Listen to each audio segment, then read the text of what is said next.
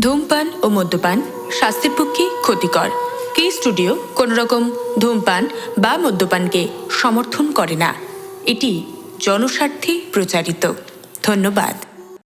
এইরকম আরও সুন্দর সুন্দর ভিডিও পেতে এখনই সাবস্ক্রাইব করুন কে স্টুডিও ইউটিউব চ্যানেলটি।